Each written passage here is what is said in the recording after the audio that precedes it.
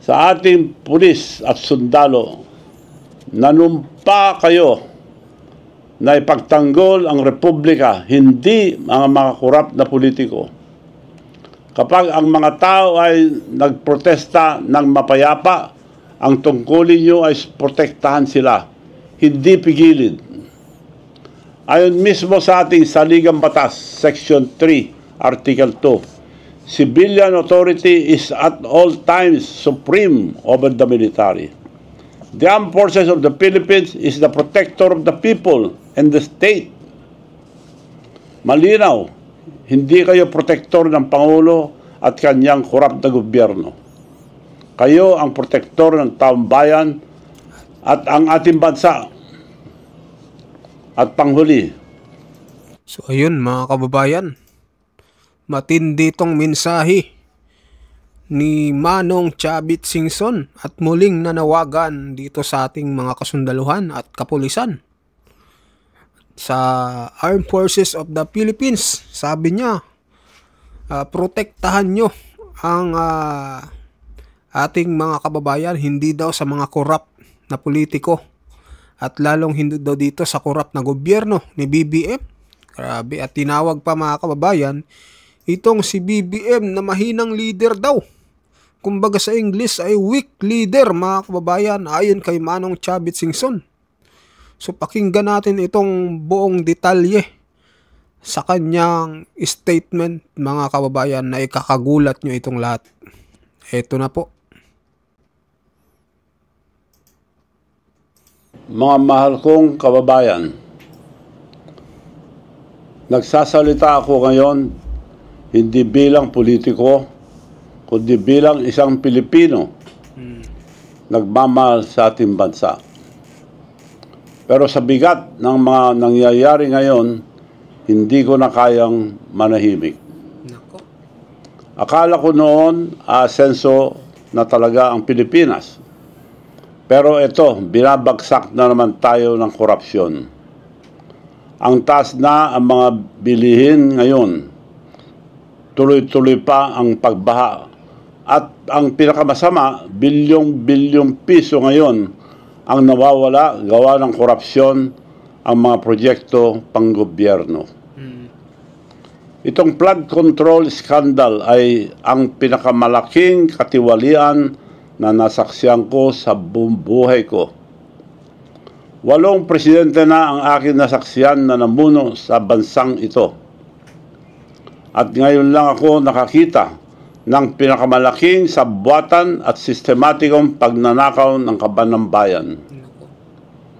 Lalo pang lumala ang pagbaha mula noong umupo ang ating presidente na si Bongbong Marcos Jr. Bakit? Dahil wala siyang malinaw na pambansang plano laban sa baha. Walang koordinasyon sa local government o mga governors o mayors.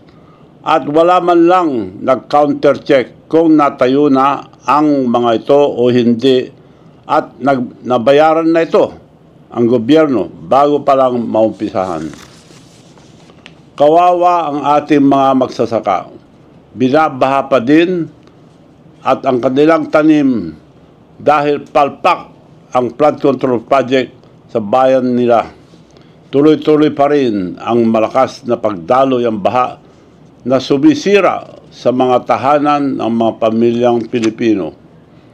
Buong bansa natin ay nagdurusa, lalo na ang mga mahihirap. Ang administrasyon nito ay gumastos halos 500 bilyong piso para sa flood control lamang. Sabi nila may 9,800 flood control projects. Kung ganun, bakit palala ng palala ang baha? Tandaan natin, ang pera, ang ating bayan ay hindi basta-bastang nailalabas. May proseso yan. At sa dulo ng proseso, isang tao lang ang may hawak ng desisyon, ang Presidente ng Republika ng Pilipinas. Bago pa man makarating sa Kongreso ang budget, ang Pangulo muna ang nag-aproba ang lahat. Sa kanya muna dumadaan ang National Expenditure Program or NEP. ang plano kung saan mapupunta ang bilyon-bilyon pera ng gobyerno. Pagkatapos ng NEP, ang Department of Budget and Management or DBM at ang Department of Public Works and Highways or DPWH ang naglalabas at nagpapatupad ang mga proyekto ito. Itong mga departamentong ito ay reporting direkto sa opisina ng Presidente. Hindi sila kumilos ang sarili lang. Sumusunod sila sa direksyon ng Pangulo. Kaya nung naglagay ang Kongreso at Senado ang 450 billion para sa public work at 29 billion lang ang binawas ni Marcos Jr. Ibig sabihin, inapurbahan pa rin niya ang 421 billion kasama ang sarili niyang pinsan na si Speaker Martin Romualdez. Lahat ng mga malaking proyekto ng gobyerno, bawat flood control project, lahat yan dumaan sa opisina niya. Siya ang nag-aproba ang bawat pondo at siya ang pumipirma taon-taon sa General Appropriation Act or ang GAA na batas ang pondo ng bayan. Kaya alam niya lahat ito. Nagulat ako nung sinabi niya sa SONA, mahiya naman kayo. Bakit kayo? Kasama ka. Sinadya niyang nilaglag ang mga kasama niya, dapat siya ang mahiya. Inilaglag niya ang mga engineers at contractors para wag nang umabot sa kanya. Sino ba ang may responsibilidad sa bansang ito? Hindi ba kayo, Mr. President? Ikaw ang may hawak ng kapangyarihan at ikaw ang pinakatiwalaan ng sambayanang Pilipino. Pero ngayon, pinasok na ng korupsyon halos lahat ng ahensya ng gobyerno sa ilalim ng inyong pamumuno. At dahil sa pagkukulang mo, nilaglag mo lahat ang ginamit mong para mailigtas lang ang sarili mo. Ang tawag dyan ay isang mahinang leader. Nako. May tanong ako. Yan, may tanong daw. Bakit hindi imbestigahan ang ICI or ang Independent Commission for Infrastructure ang Ilocos Norte na probinsya mo? Bakit hindi imbestigahan? Alam niyo ba na karamihan ng mga flood control project doon ay napunta sa mga Diskaya? Halos 2.7 billion ang halaga. Ang balita ko ay may mga proyekto pang binabayaran muna bago pa matapos. Maliban pa sa mga uncompleted or mga ghost project. Hindi lang yon, mas marami pang flood control project na napunta sa paborito nilang contractor na si Mayor Alcid ng Lawag City. Mahigit 4 na bilyon ang binuhos ng pondo sa kanya. Ang kandidato mismo ng Pangulo at paboritong contractor nila mula nung konsehal pa lang si Mayor. Bakit hindi ito iniimbestigahan? Kung nagagawa niya yan sa sarili niyang probinsya, paano pa kaya sa buong bansa?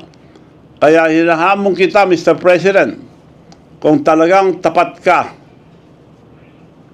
unahin mong patunayan sa sarili mo ang probinsya mo. Ipakita mo muna ang iyong kredibilidad bago mo ipasa ang sisi sa iba. Tama. Inanyayan ko ang mga kabataan, ang mga religious group na pumunta sa Ilocos Norte at samahan ng ICI sa pag-imbestiga sa mga flood control project doon. Magsama kayo ng media para hindi may tago ang mga pag-imbestiga ng ICI. Tingnan niyo po kung paano nila ako patataymikin. Ibabaliktad nila ang kwento. Gamit nito, walang basehang na plunder case laban sa akin.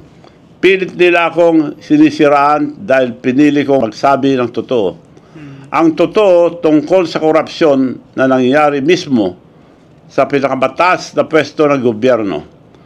Ang paggawa lang nila ay gumawa ng plunder case sa akin para patahimikin ako. Ang nagsampa ng kasong plunder laban sa akin, si Atty. Tilly Cordero, isang abogadong suspendido ng Korte Suprema ng 6 na buwan dahil sa paglabag sa Code of Professional Responsibility ang mga abogado.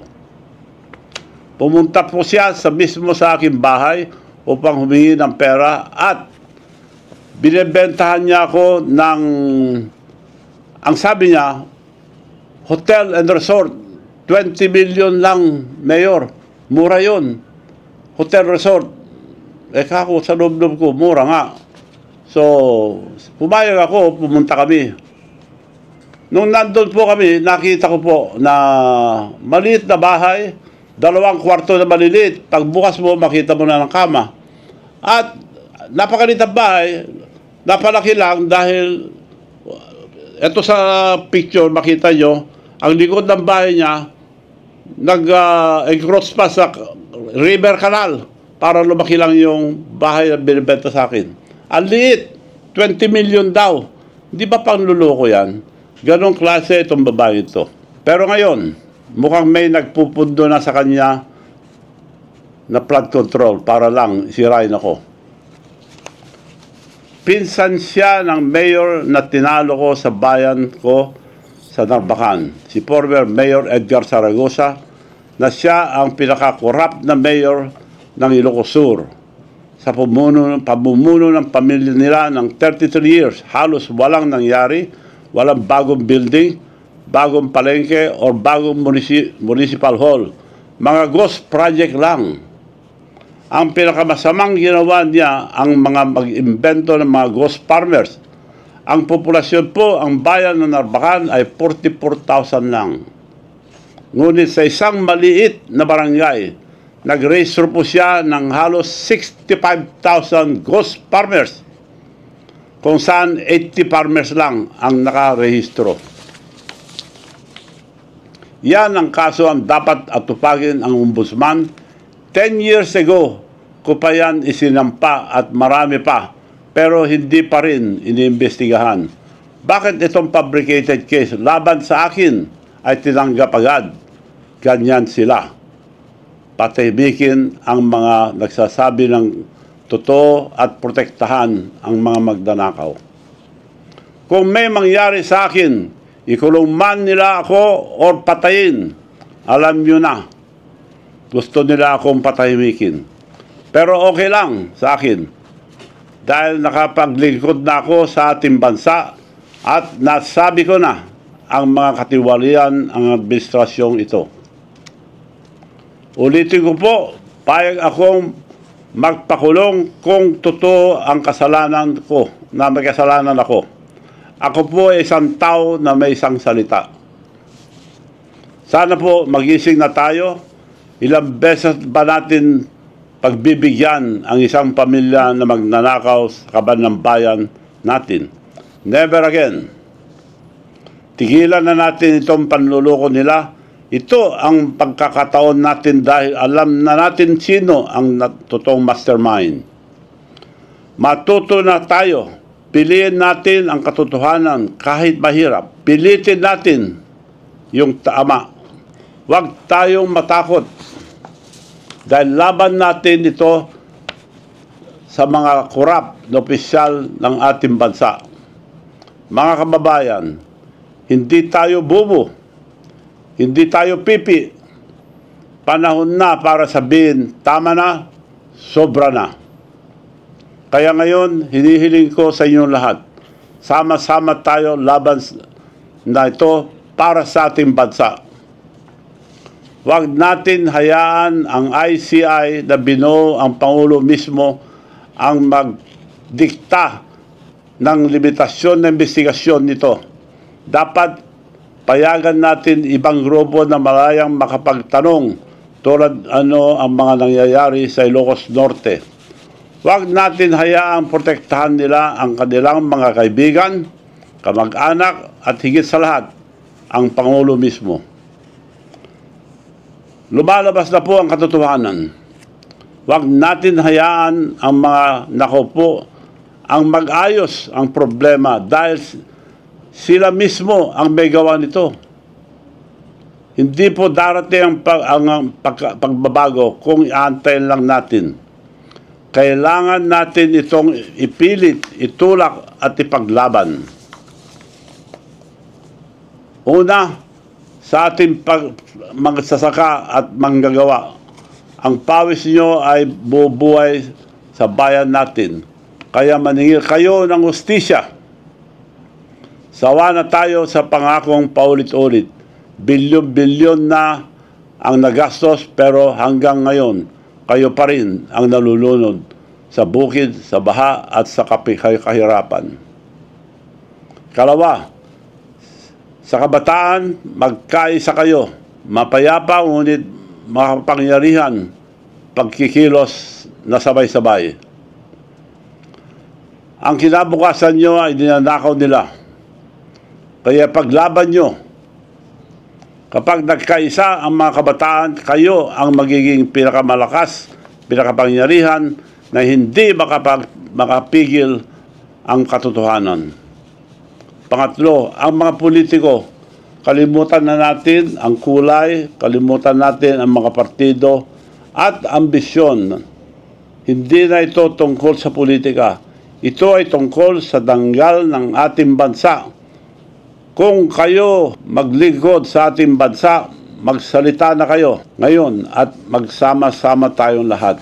Tandaan ninyo, maalala ng bansa ang mga tumindig para sa katotohanan, ang mga duwag at hindi nagsalita at ang mga sumusuporta sa mga korap ay makakalimutan ang sambayan ng Pilipino.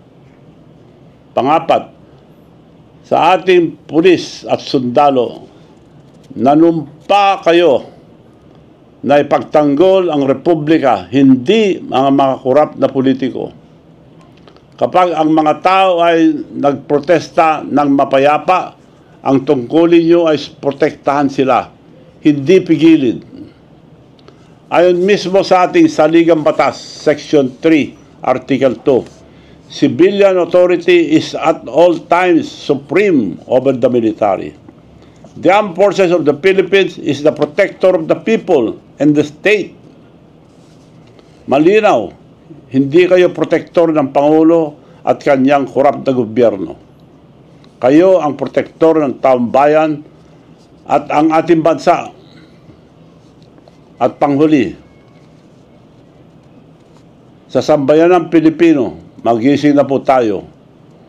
Huwag na nating hayaang ilibing muli ang katotohanan. Sawa na tayo sa kasinungalingan, sawa na tayo sa pangurakot, humingi tayo ng pananagutan. Imbestigahan ang Ilocos Norte, imbestigahan ang bawat proyekto, bawat pangalan, walang exempted, walang kamag-anak, walang kaibigan, walang crony, ilantad ang bawat ghost project, bawat perang ninakaw sa kinabukasan ng ating mga anak. Kung ang isang leader ay hindi kayang akuin ang kasalanan ng kanyang gobyerno, mas mabuti pang magbitaw siya kaysa ipagpatuloy ang panglilinlang sa bayan. Huwag niya na sanang antayin magalit pa ang tao, baka mas masama pa ang mangyayari sa kanya kaysa tatay niya na pinatalsik ang buong bansa. Kaya tumindig tayo, magsalita tayo, kumilos tayo ngayon, bago pa maubos ang kaba ng bayan. Gawin natin ilaw ang ating kinabukasan ang katotohanan. Sapagkat bawat pera, ninakaw, at bawat proyektong pinabayaan ay may kapalit na luha, gutom at buhay ng mga Pilipino. Maraming salamat po at pagpalain tayo ng Panginoon. Mabuhay ang Pilipinas! Ako po si Manong Chavit Singson. So ayun mga kababayan, anong masasabi nyo dito sa isiniwalat ni Manong Chavit Singson, no? Na talaga namang nakakagulat mga kababayan. Ayan, at tinawag pang mahinang leader si PBBM. At kung ano-ano pa mga kababayan, at nananawagan din sa mga kabataan, sa kapulisan, sa mga sundalo, at sa mga sambayanang Pilipino. So ano opinion nyo dito mga kababayan? Mag-comment po kayo, mag-like at mag-share. At sa mga bagong pasok dyan, pa-subscribe po ng ating channel. Maraming salamat po.